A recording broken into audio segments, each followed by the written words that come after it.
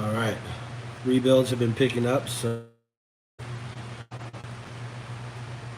they said we got King 2.5 coilovers that we're rebuilding right now. And so far we've removed the valve core and the snap ring. So Don's gonna go ahead and remove this end cap. And then I'm gonna have him measure the IFP depth. And go ahead.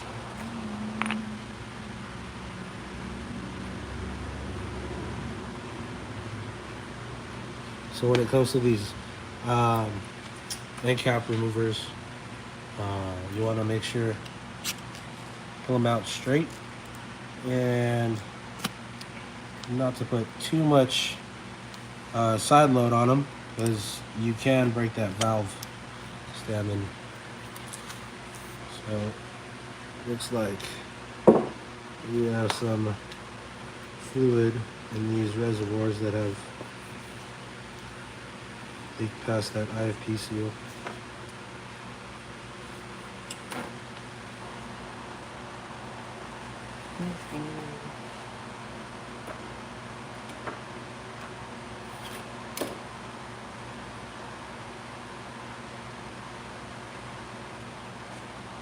So measure.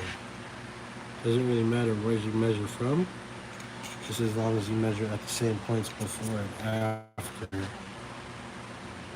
Can't even see it. It's like fucking too dark. Oh, let me do this.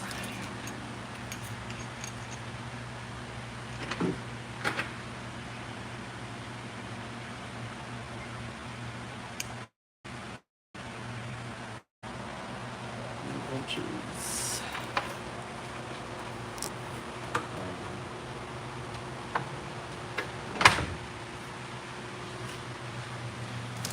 And just write it anywhere.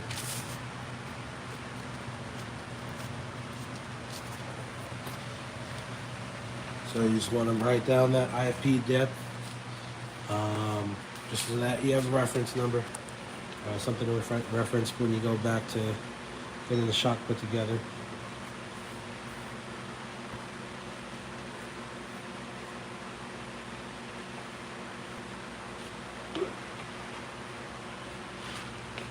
No, you don't have to put that back on. You can just take this off now. You don't think I'm gonna need that pressure?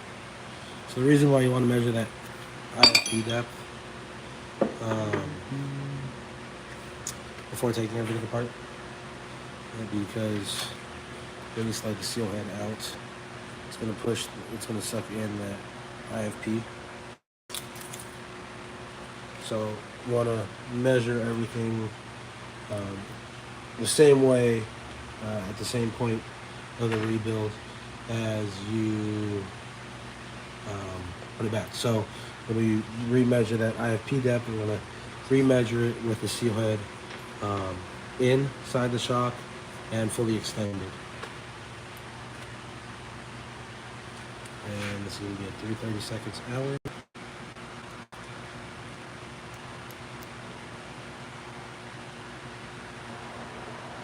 You don't need to back it off all the way. Should be good. Right there.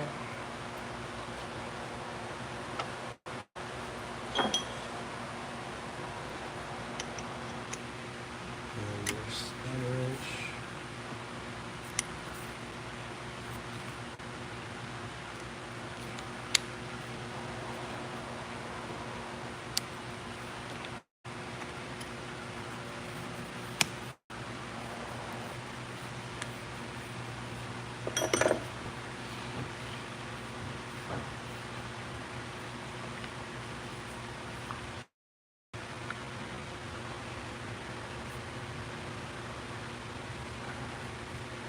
See how well this works. And then sometimes, as well, so here, let me show this real quick. So what you're going to want to do is you're going to want to push this seal head down so that you can see that circlet right here. there is a circlip right here. So you're gonna want to push the seal head down so that you can remove that circlip out of that groove. And with this circlip out of the groove, you can then slide the seal head out of the shock body. So there's a couple ways you can do it. One, you can just push down on the shaft. Sometimes that'll create enough vacuum to suck the seal head down.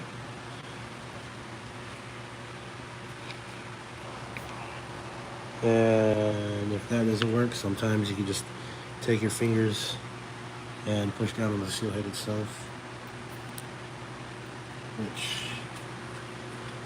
And yeah, you can see that circlip a little bit easier.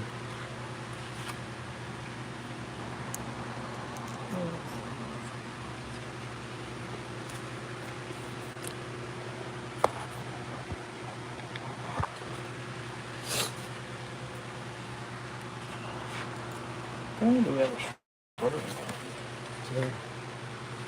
So try to see if I can do this with the. So just want to get under that circlip.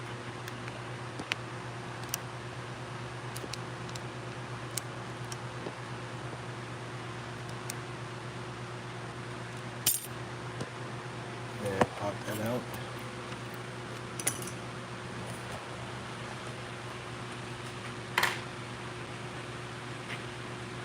And then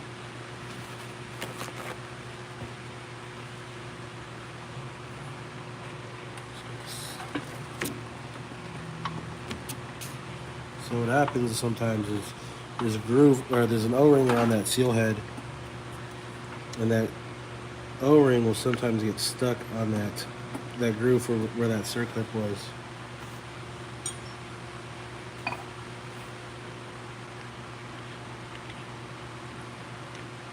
So sometimes if you have a little trouble getting that off,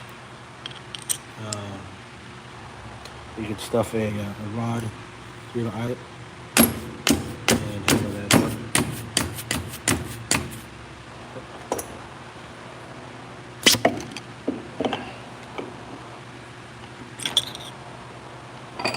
And slide it out. So here's your where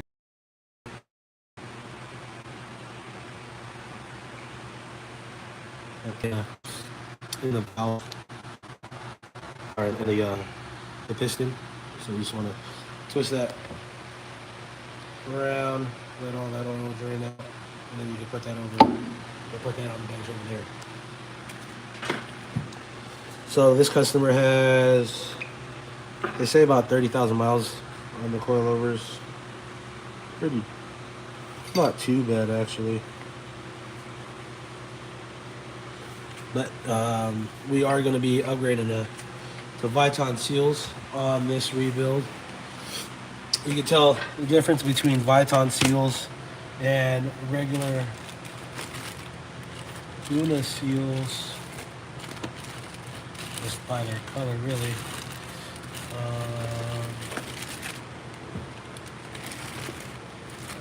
Let's see. Actually, don't have.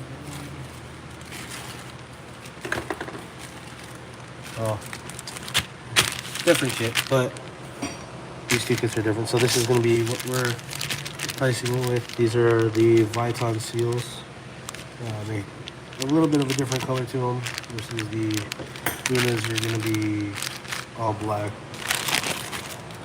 So couple benefits of going with the Viton seals is they do better with heat.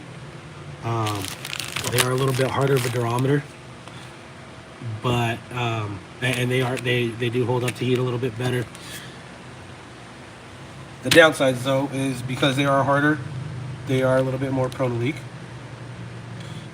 when they're not up to temperature. So that's why a lot of the race teams and side by sides will use the Viton seals. King actually specs their side-by-side coilovers, and their the race series shocks with the Viton seals. OEMs will come with the regular Buna seals. Got double back. And then, oh, that's actually.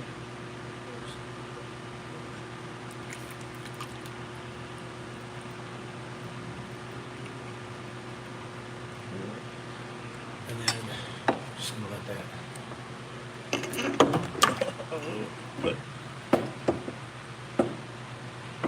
Just gonna let that hang, drip out.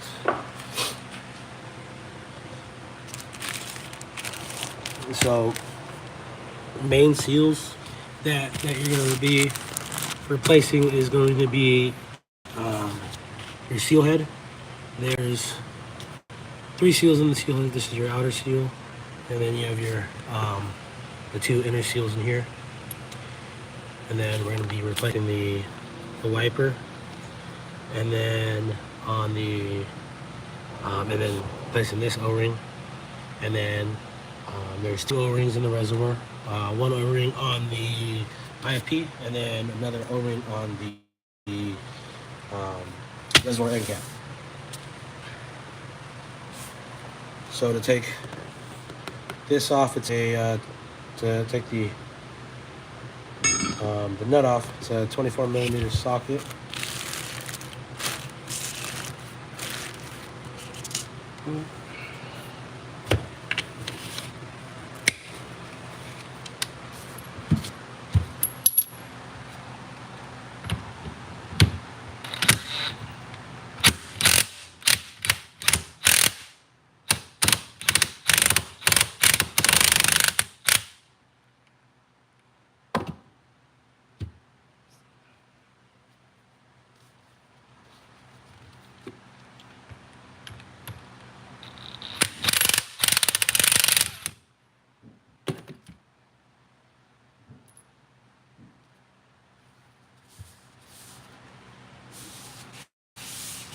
When you lay everything out, you want to make sure you put them in order that they were removed. If you don't, you're going to have a terrible time. The truck is going to ride terrible. It's not going to be a good day. So when laying the shims out, there is oil on those shims. So just make sure you're taking them off one by one, inspecting them individually. Make sure that there's none that are stuck on each other.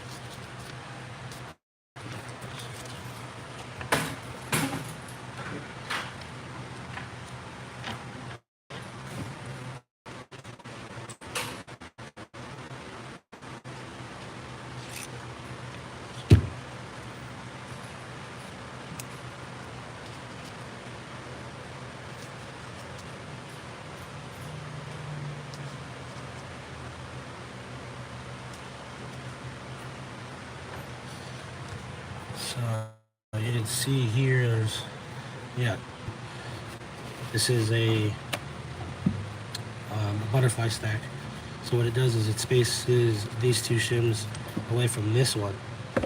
So these 2 shims will have a little bit more flow before engaging into this shim.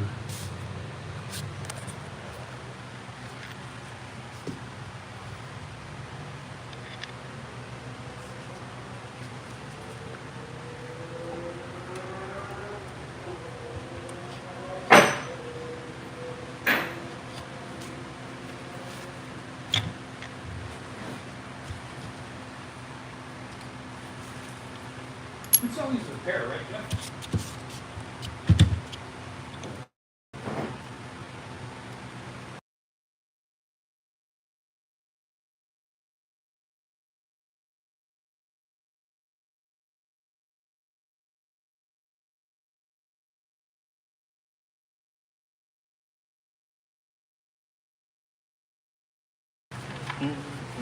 So here's the seal head. So 3 seals, this outer seal, this U-cup, and then there's another O-ring. You can kind of see it in here. This clear O-ring. So you're gonna take a pick of this cup here, and then this inner O-ring, and then inspect the bushing.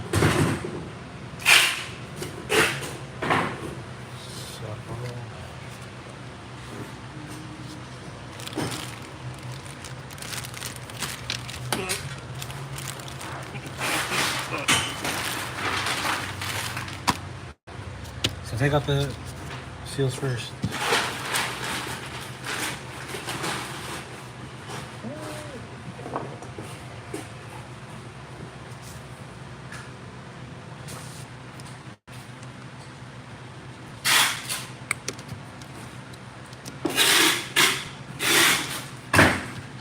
And just like you did with the shims, you want to put the seals in order that you get them removed.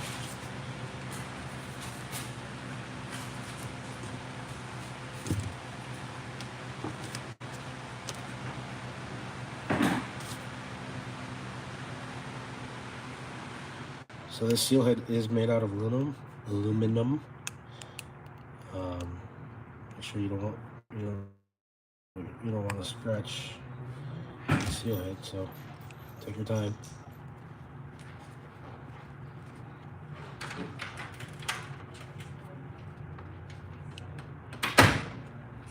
So if you pinch, so you can take your seal head and you pinch the O-rings, that'll give you a little bit of a lip to stick that pick in through.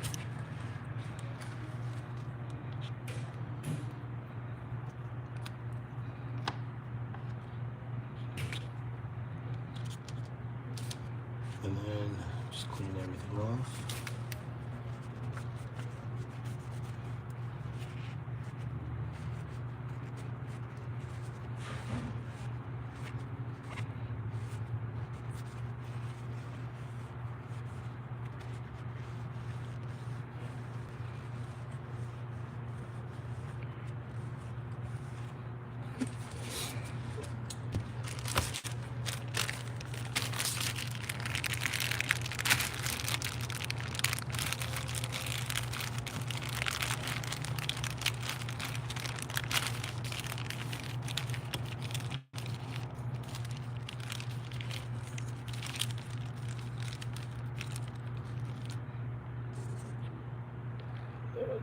Make sure everything matches.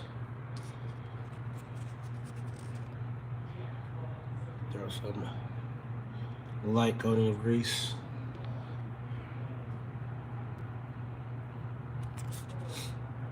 And then the trick to getting that O-ring in the inside of the seal head is to get one side pushed in first, and then everything will kind of just slide in after that. Make sure that's all flat in there.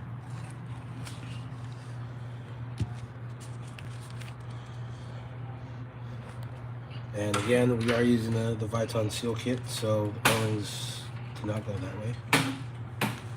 How'd you take it out?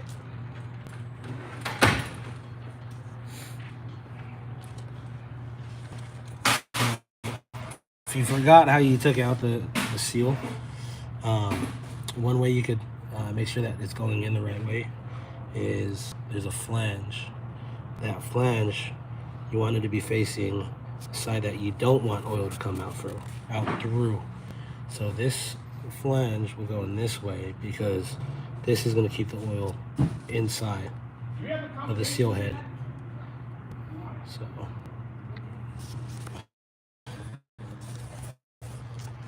it's not going to go in straight, so you want to just kind of don't force it in. You'll kind of feel the way it wants to go in.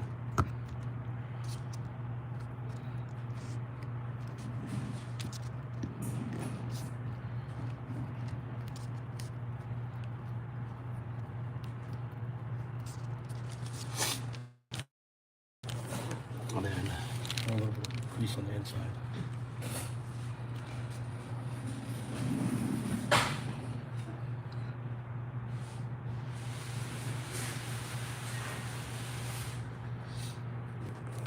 can slide that O-ring.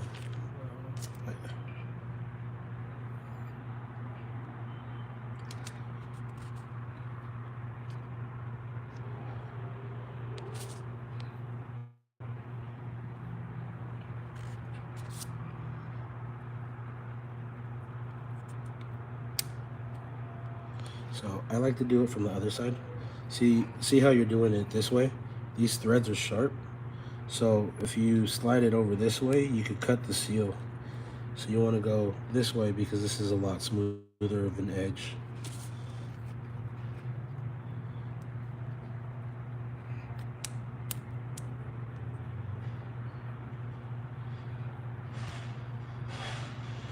Then put your seal retainer. So these are the pieces on there.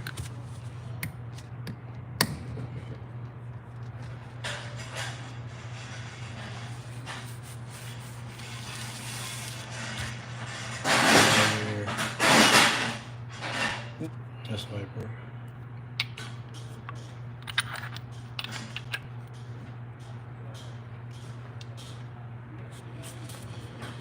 I'm just gonna put a socket on the inside and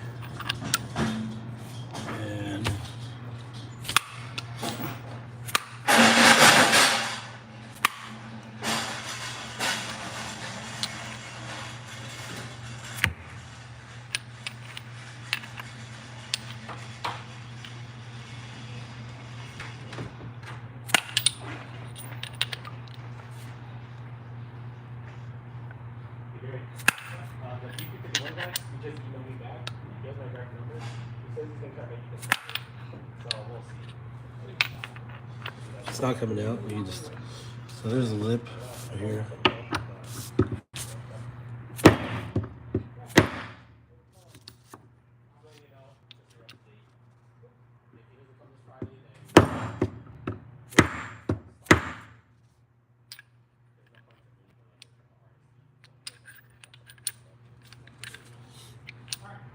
Once you get it kind of started, cleaning it out the rest of the way is pretty easy.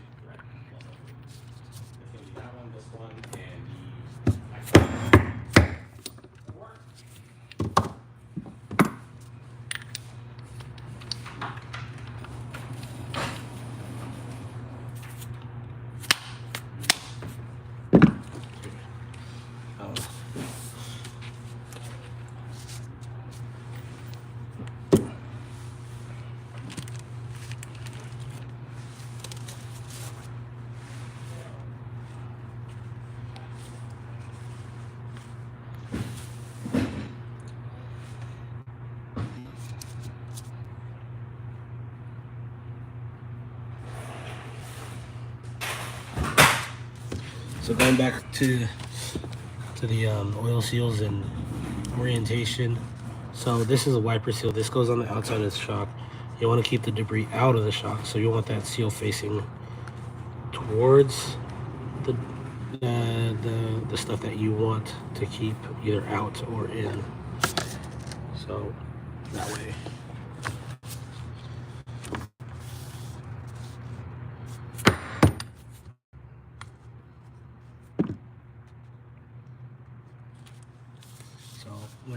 When you're hammering this in, I'm gonna be mindful of this set screw.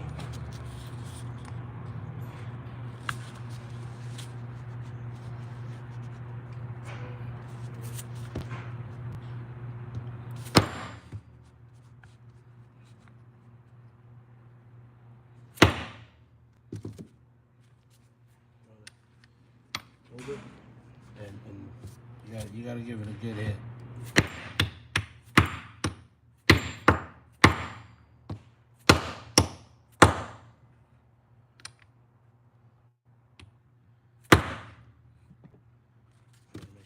As flush as you can get it.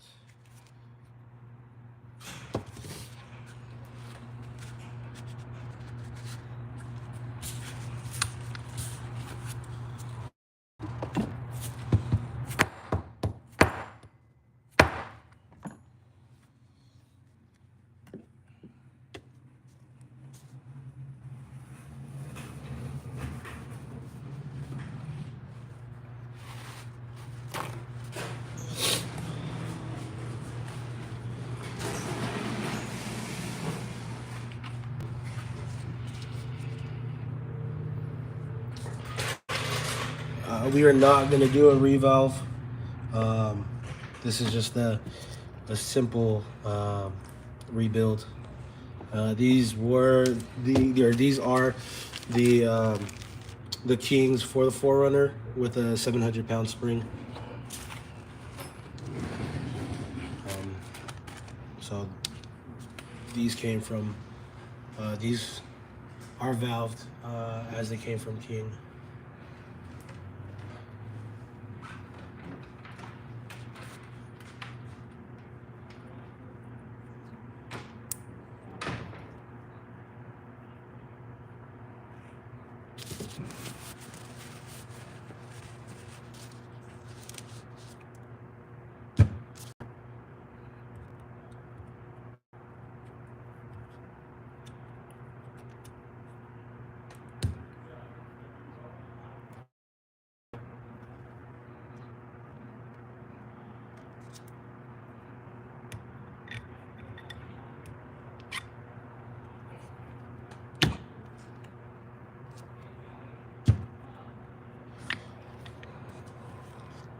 These oil seals kind of just from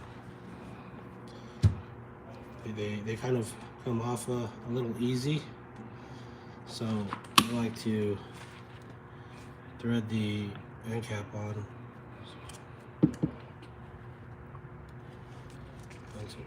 So you just start threading the end cap onto the seal head so that the oil seal doesn't come off.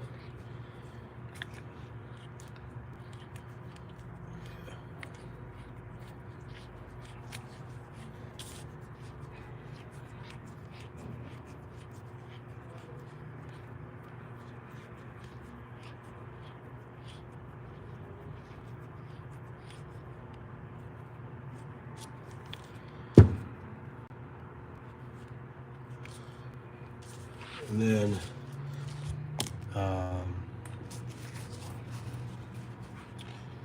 I previously before these I checked the valves and I measured everything.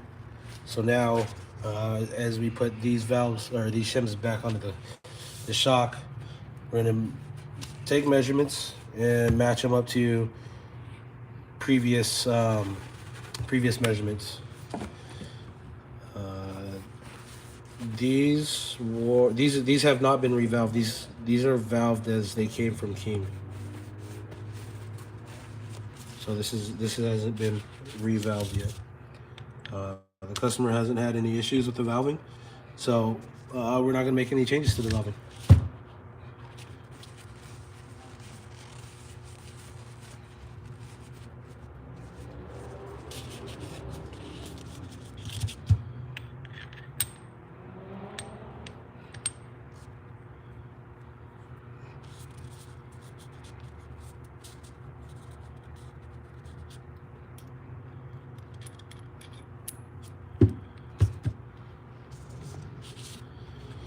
So we're just gonna check and measure the shims, make sure they match up to the other side. And measure diameter and thickness.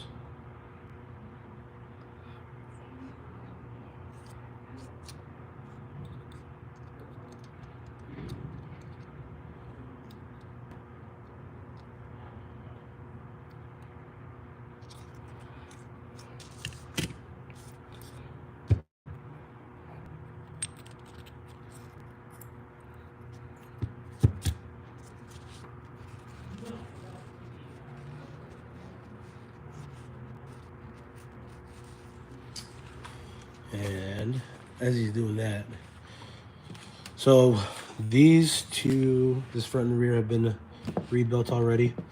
I do have these charged to be at right around 250. It's a lot higher than what it should be. But reason for charging it at 250 is so that I could check and make sure that it's not leaking as you're driving the shock. And the shock compresses. So what happens is the shock compresses, piston goes up, and it forces that IFP to compress the nitrogen here. So its final pressure, it's going to be at 150, but under full compression, that nitrogen charge might be closer to 300, 400.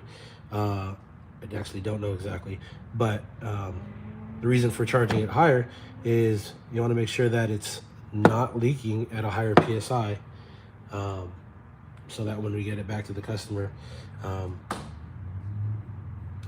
then before we send it out to the customer, we're going to set it down to the psi that it should be at, and that lets there. Then we'll be sure that the shock isn't leaking, or won't be leaking when the customer is driving.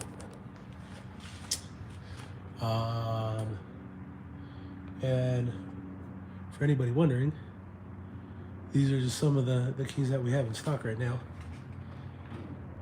4Runners, Tundras, Tacomas, and we also have a few more Tacomas and 4Runners on the way.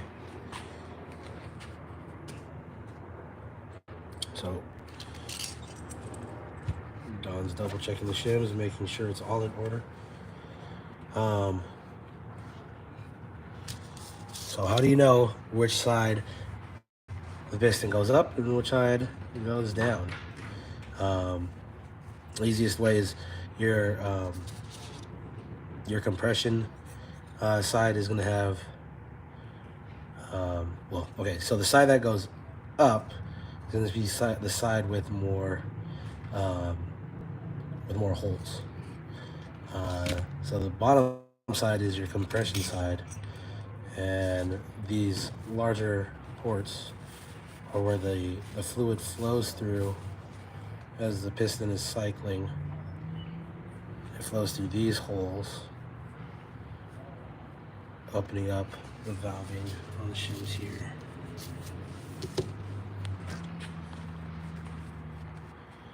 And then we'll just up down that a little bit.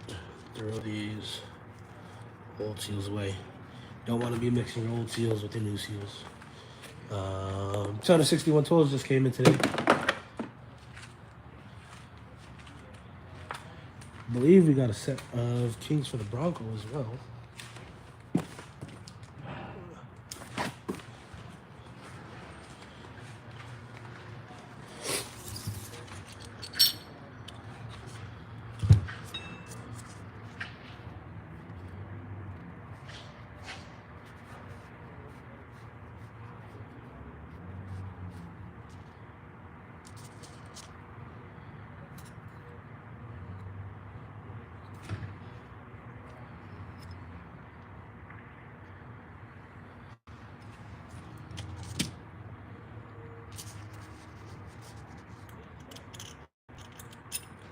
So while Don's finishing that up, just real quick, couple things that you want to do, or that you're gonna want when rebuilding, is a vise,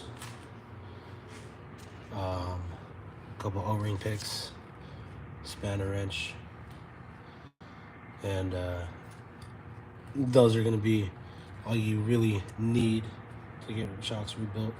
A couple of things that do help is this IFP tool, or you can just get a long quarter 20 piece of all thread.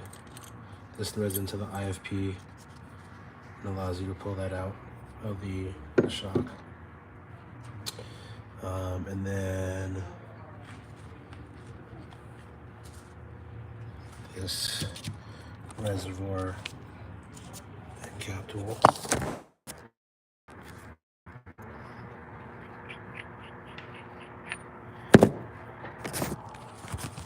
So what this tool has is it has this hole threaded in, so that you could screw that onto the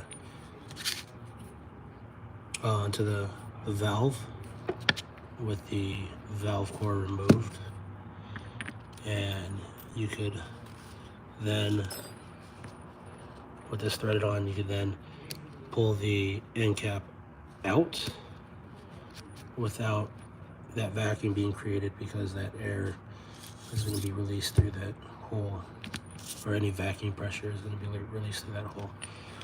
Another option is, if you don't have that tool, you take you can take some shop air, blow that through here with that circlip removed, and that'll force the end cap out. So all that is put together. Now we need the IFP out.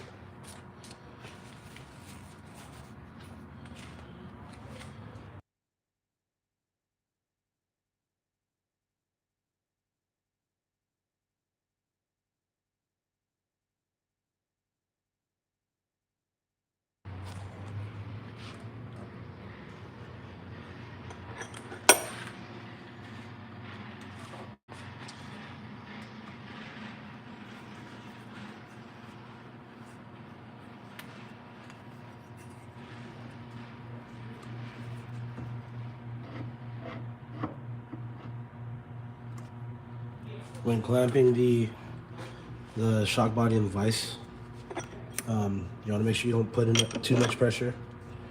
Otherwise, you'll deform the shock body. So just enough so that the body is solid, not moving.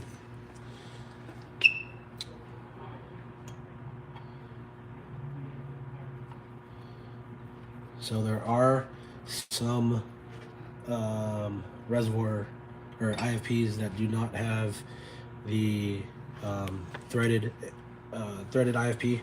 So what you can do is cover your shock body with your hand.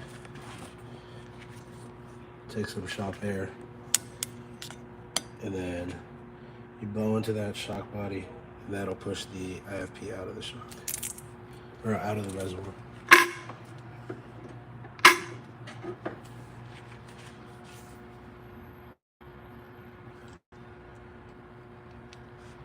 There's your IFP wear band. Here.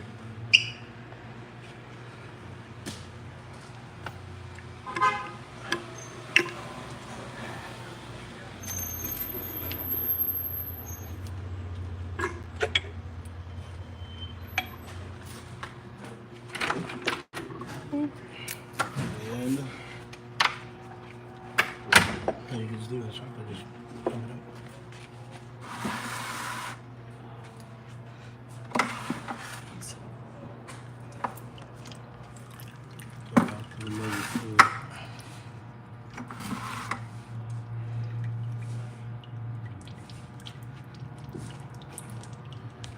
And you got your IFP.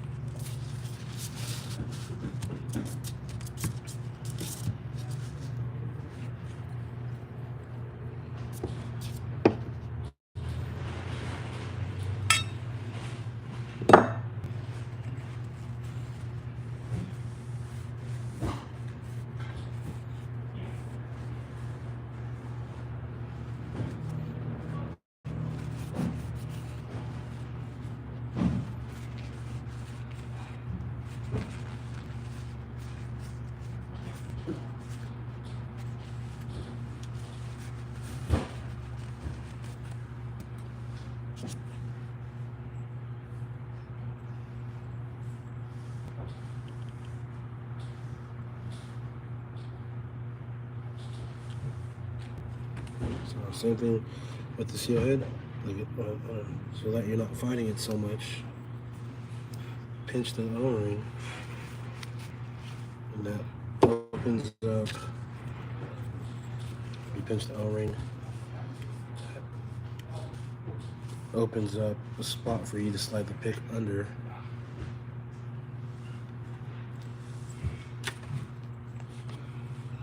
So you don't scratch up that IFP, because IFP is aluminum. Oh yeah, that is.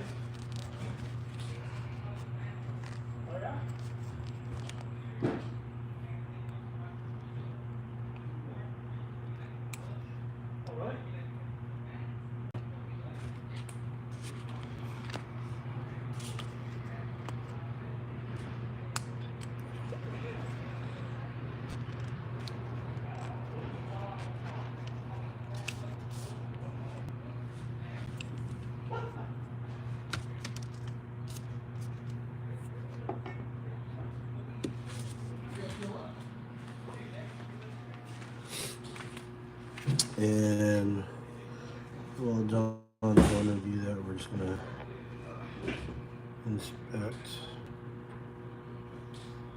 Shop body.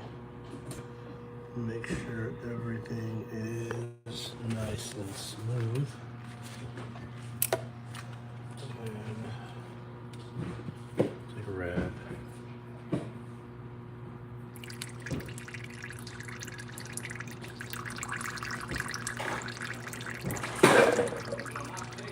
Yeah. Yeah, bro.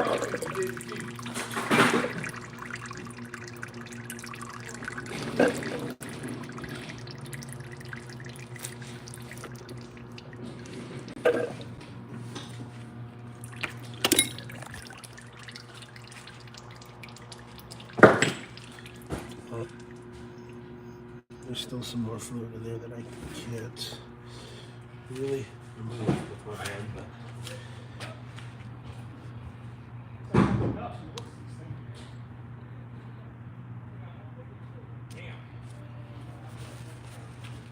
All right, man. Thank you. See you tomorrow.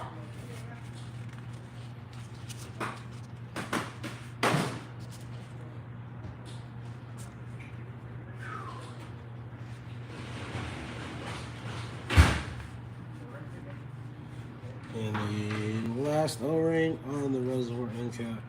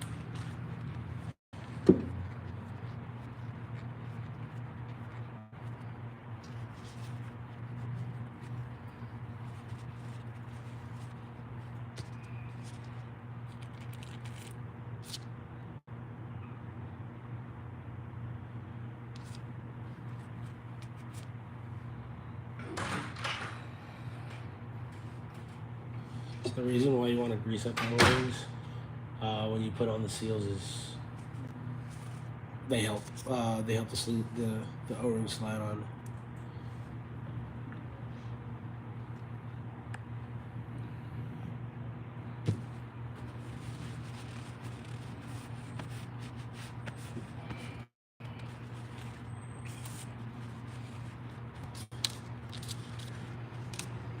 And then now we're just going to clean the rest of the shock body, internal shock body, but the shock body reservoir. Make sure all of that is clean. And free of any dirty fluid.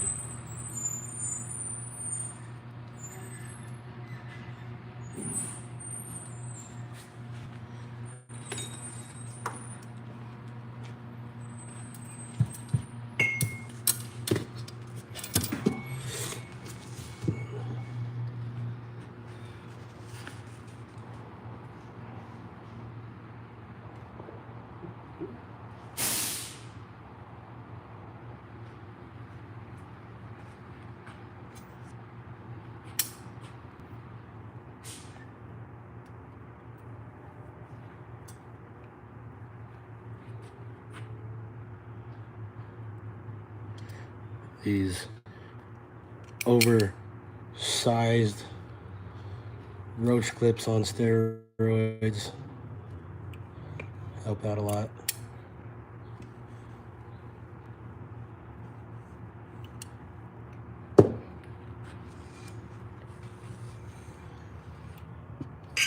That is how your adjusters on your keys work.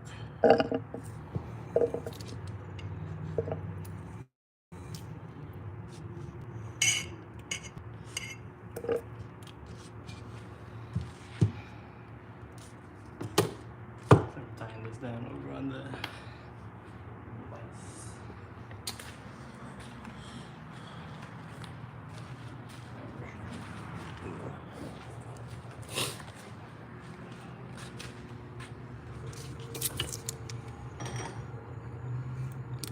So the way these adjusters work is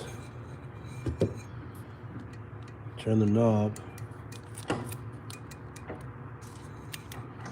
That's preload to those shims. Kind of see the shims.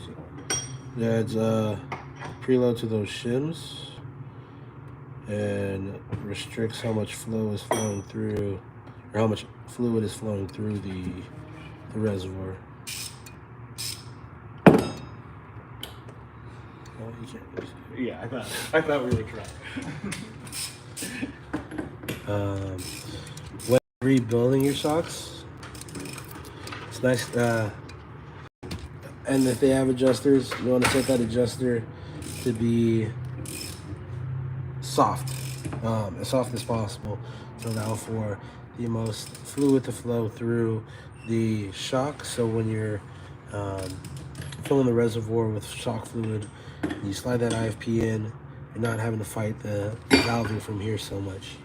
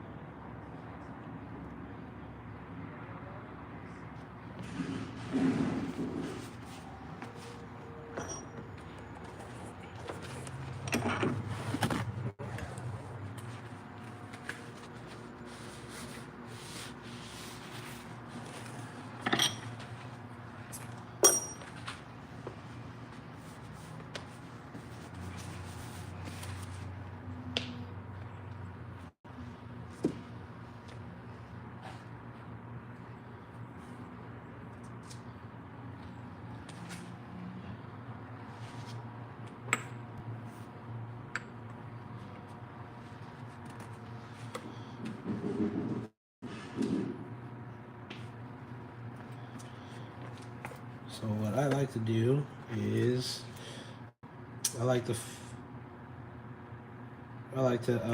fill the reservoir first.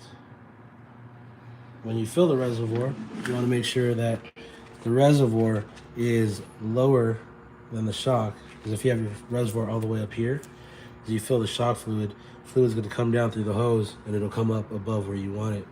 So if you put it down below the shock, you know that the fluid that is at this level will not exceed this level. So pour some shock fluid in here.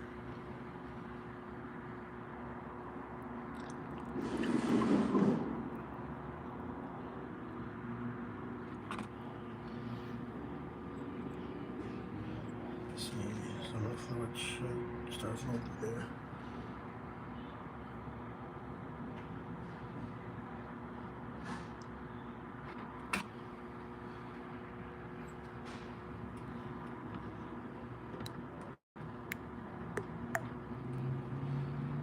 Then you can slide that IFP in.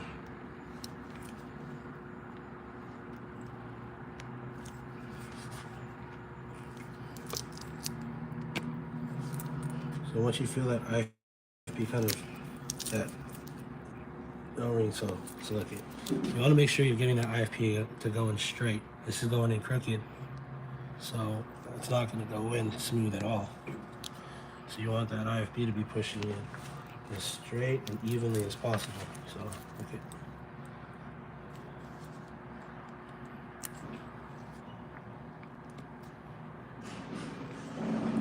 So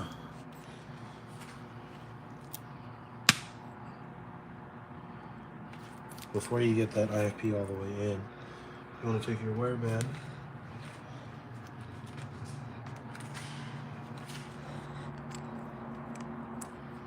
and so make sure that wear band is seated.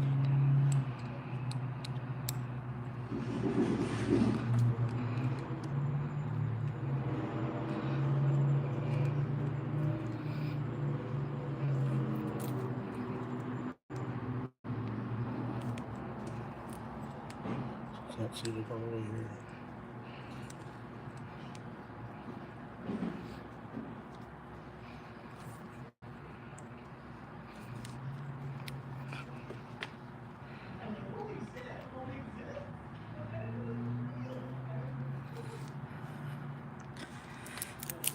And now you essentially you have a seal here, but if you remember right, we didn't fill this whole reservoir with shock fluid. So now there's your IFP here, right around this area, and then there's some air in here, and then your fluid. So to make sure that there's no, we're gonna bottom out the IFP. So we're gonna turn the IFP upside down. And what this does is now all the air that was here when it was this way, all the air, that air pocket is going to move up to here. So go ahead, before you push that all the way in, tap that, tap the body. This is going to make sure release any air bubbles that might be stuck. And then you could push that end through. And now this is going to force that air bubble that was here through the hose. And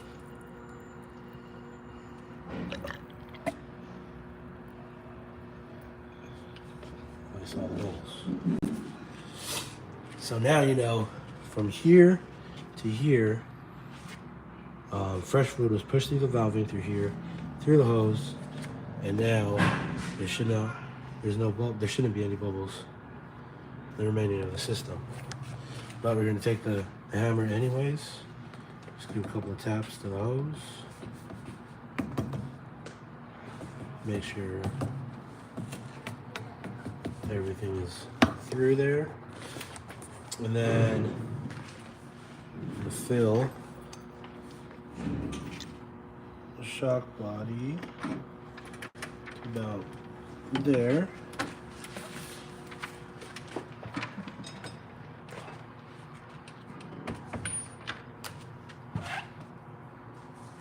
Can we close this?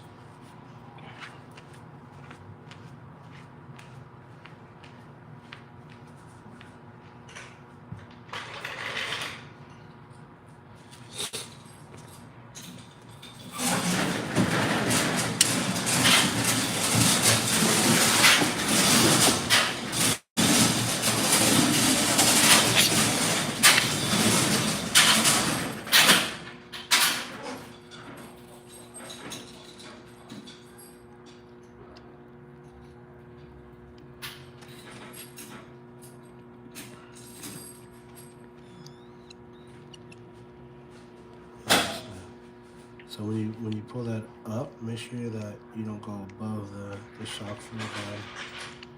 And you're just gonna cycle in and out until you don't have any more bubbles. So one thing you want to be mindful of is that you don't press down too fast. If you press down too fast, what it'll actually do is it'll push the IFP down in the reservoir.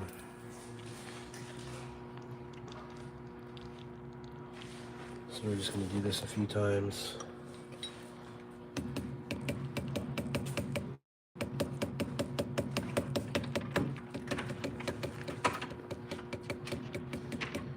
Until there's no more bubbles.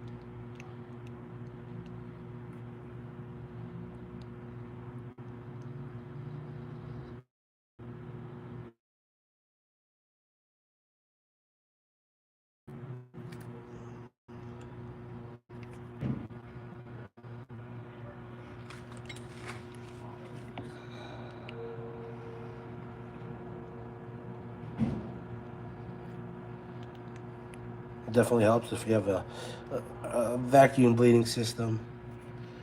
But it's definitely not impossible. Just want to be patient. Sometimes you could even just kind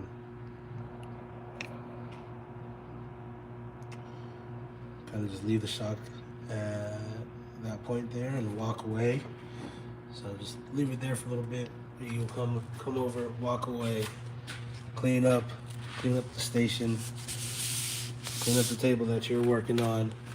This will let the bubbles kind of float up on its own and do its own thing here.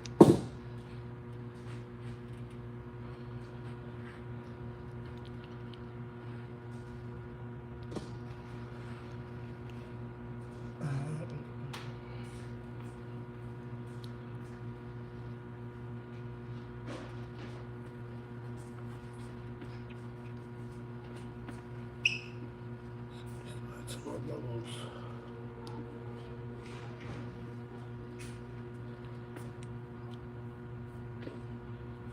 So what I like to do is I'll do this as many times as it takes so there's no bubbles that come up.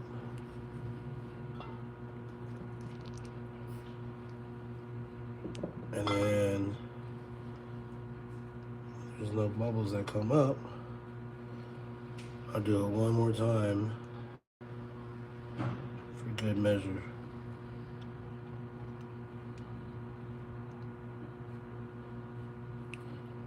And that.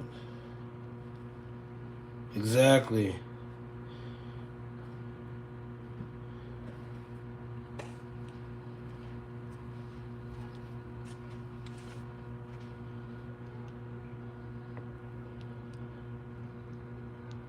This is a big part of the whole ordeal and why we're rebuilding shocks, and where you want to make sure you take your time just to make sure that there's no bubbles in there. So what happens is your cavitation is when you have bubbles, and that's mixing with the fluid that those air bubbles flow through the piston. A couple of things are happening. One, you don't have the proper damping, because it's not just shock fluid that's flowing through the valves and the shims, but also it creates friction, which creates heat, and that breaks down the shock fluid a little bit faster. So that looks like it's good. Yep, that's good right there. Yep, so that's good. All right, so you're gonna want to pull that piston up. So you're gonna want to fill the shock fluid up until right below that groove, and then from there you can slide the seal head down. So slide the seal head down.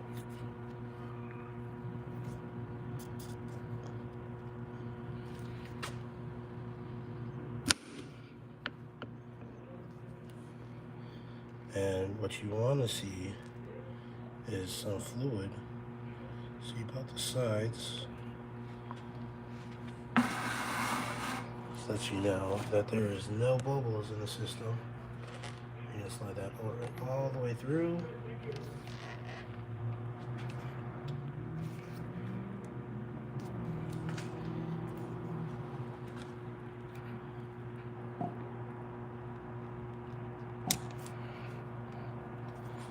And sliding that seal head through pushes that IFP, which was bottomed out around here, pushes that IFP through there.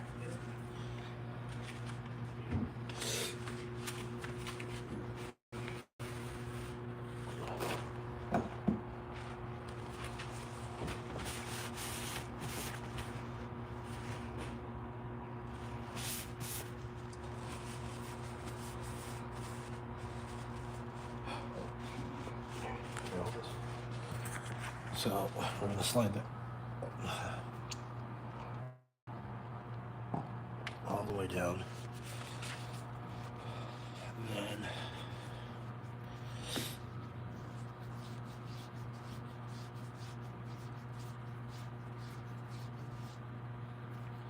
so the reason why we did that with the end cap on was because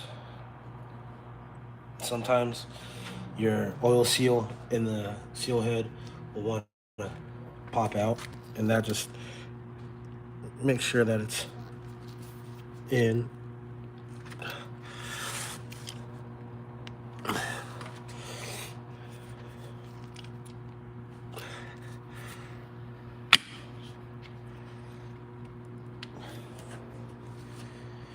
And I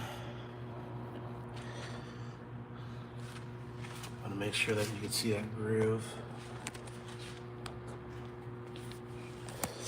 And then take your circlip,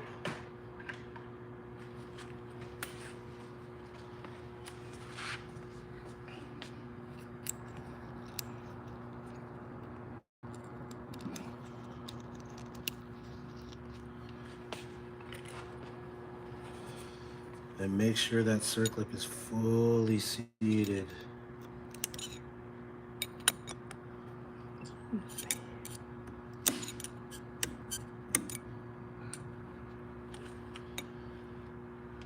All the way around.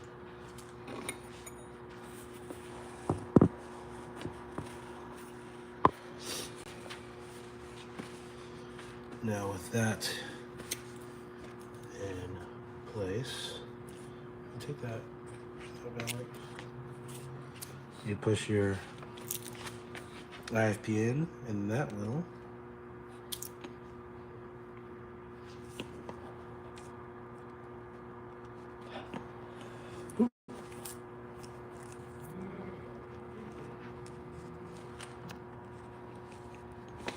seat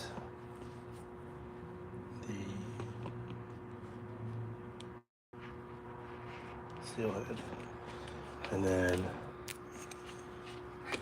take your measurements.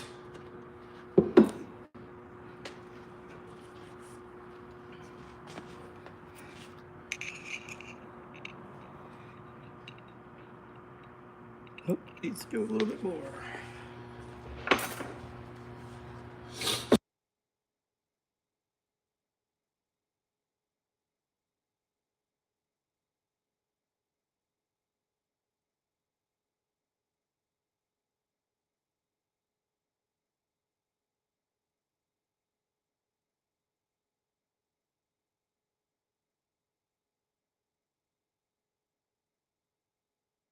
So when we removed the shock, the IFP was right around 3 inches from the top. Right now we are at 2 7/10 from the top, which is fine. It's not a big difference, but just to show you guys, the IFP is right about here. So those of you guys wondering, is not the reservoir is not full of shock fluid. You need this air chamber to allow the nitrogen to compress as the shock compresses, displaces the fluid, and then pushes the fluid through the reservoir, compresses the IFP and the nitrogen. So with that in place, we could slide in the reservoir end cap.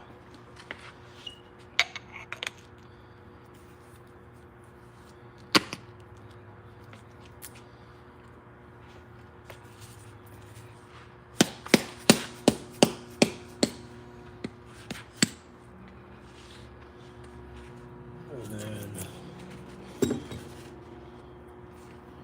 we're going to take the circlip and slide that in.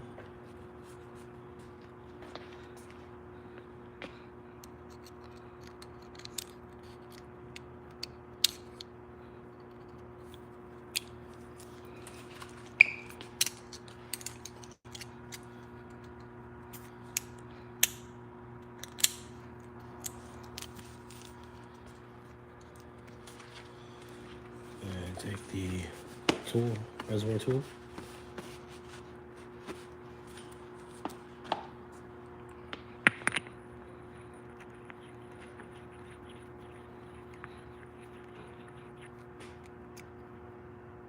I'll have to put it in super. Yeah, so when you put that tool on the valve, don't put a lot of torque on it. Otherwise, you'll try to take it off, and then the end cap will spin. And then we put our valve core in.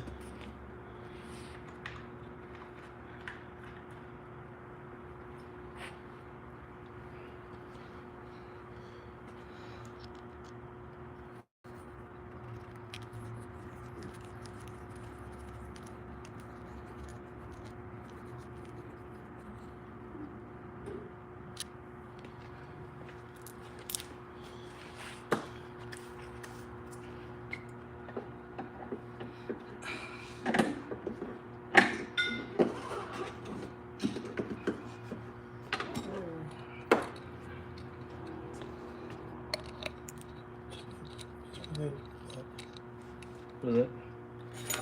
I just put there.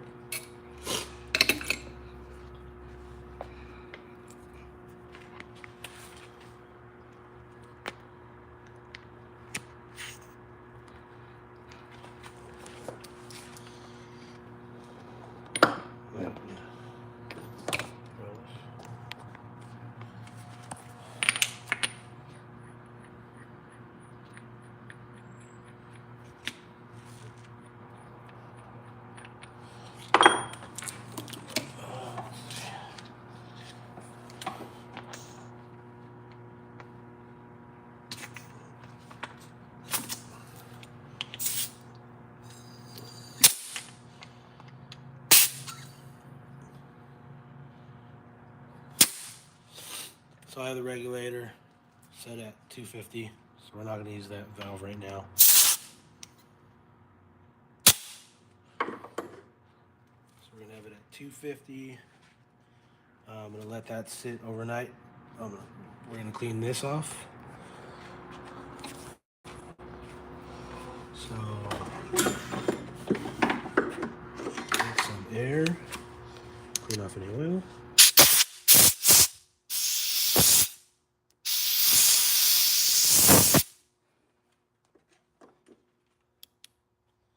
And then I'm going to take a towel and just kind of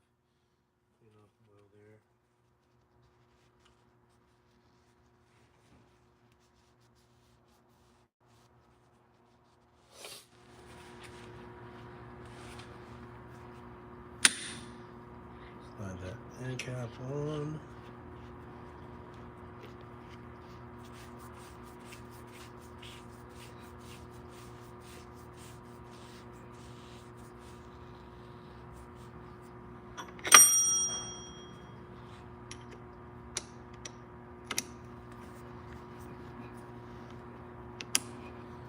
The torque spec on these end caps is tight, but not too tight. Take your Allen.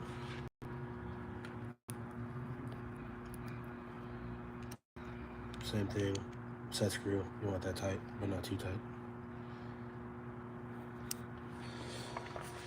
And so we're gonna let these sit overnight. Check the pressures in the morning. Make sure that they haven't leaked out, and then give it one final clean. Throw the springs on, and customer is local, so they're gonna pick them up, or we'd pack them up for you guys and ship them out. And you've rebuilt your shop. If you guys have any questions or want us to rebuild your shocks, hit us up, shocksurplus.com.